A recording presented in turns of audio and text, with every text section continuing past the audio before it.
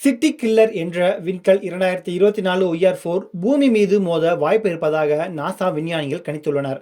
கிழக்கு பசிபிக் கடல் பகுதியில் இருந்து தெற்கு ஆசியா வரை விழலாம் என்று மதிப்பிடப்பட்டுள்ளது. அதாவது பகோடா, கொலம்பியா, லாகோஸ், நைஜீரியா மற்றும் மும்பை ஆகிய இடங்களில் விழ வாய்ப்பு உள்ளதாக தெரிவித்துள்ளனர். விண்வெளியில் மனிதன் கற்பனைக்கு எட்டாத பல விசித்திரங்கள் உள்ளன. இந்த சூரிய குடும்பத்தில் சூரியனை எப்படி பூமி உட்பட பல கோள்கள் சுற்றி வருகிறதோ அதேபோல் எண்ணற்ற விண்கற்களும் சுற்றி வருகின்றன.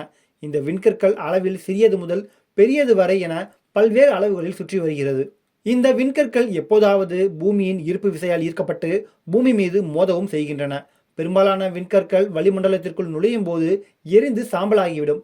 அரிதாக சில விண்கற்கள் பூமியில் விழுந்து சேதத்தை ஏற்படுத்துகின்றன. நாசாவில் பெரிய விஞ்ஞானிகள் குழுவே ஈடுபட்டுள்ளது. நாசா விஞ்ஞானிகள் அண்மையில் விண்கல் 2024 OR-4 என்பதை கண்டறிந்தனர். இந்த விண்கல் நகரத்தை அழிக்கக்கூடியது என்றும் அழைக்கப்படுகிறது. அதாவது சிட்டி கில்லர் என்ற பெயரும் இதற்கு உள்ளது. இந்த விண்கல் பூமியை நெருக்கமாக 2032ஆம் ஆண்டு டிசம்பர் 22ஆம் தேதி கடந்து செல்கிறது. அப்போது இந்த விண்கல் பூமி மீது மோதுவதற்கு வாய்ப்பு உள்ளது. 1.5% வாய்ப்பு இருக்கிறது. அதாவது 67இல் 1 மடங்கு மோத வாய்ப்புள்ளதாக கணிக்கப்பட்டுள்ளது.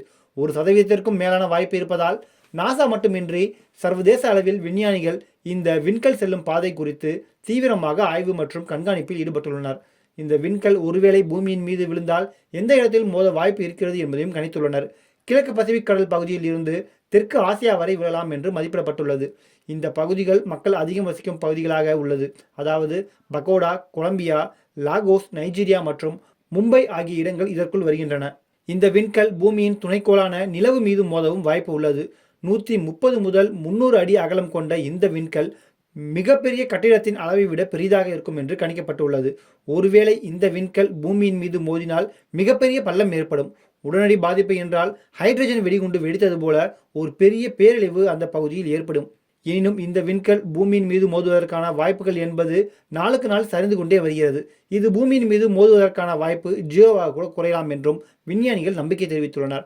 அதாவது அடுத்த சில ஆண்டுகளில் இந்த வாய்ப்பு குறைந்து 0வாக மாறும் என்றும் நியூயார்க்கை சேர்ந்த விஞ்ஞானிகள் குழு தெரிவித்துள்ளது. இருந்தபோதிலும் இந்த விண்கல்லை உன்னிப்பாக நாசா விஞ்ஞானிகள் குழு கண்காணித்து வருகிறது. சீனா, ரஷ்யா, ஐரோப்பிய விண்வெளி ஆய்வு நிறுவனத்துடன் இணைந்து கண்காணித்து வருகிறது.